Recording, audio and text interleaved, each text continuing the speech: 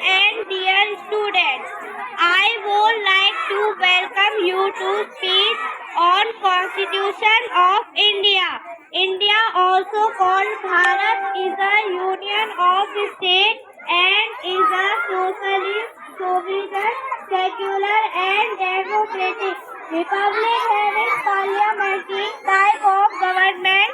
The Constitution of India is considered the most significant document of India, and then India Republic is ruled over according to Indian Constitution that came into force on 26 January 1950 by the Constituent Assembly.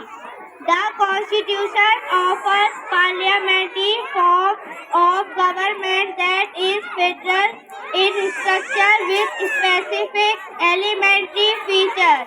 The President is the legal head of the Union Executive.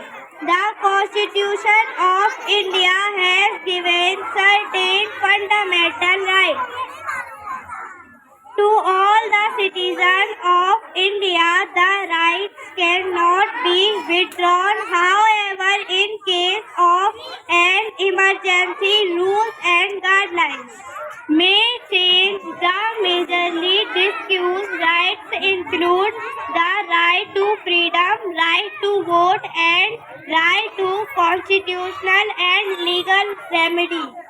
These rights constitute that each citizen in India possesses freedom to state his ideas and thoughts.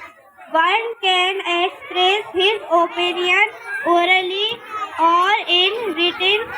However, it must be considered that the thoughts do not provoke rights and do not harm someone's sentiments and emotions.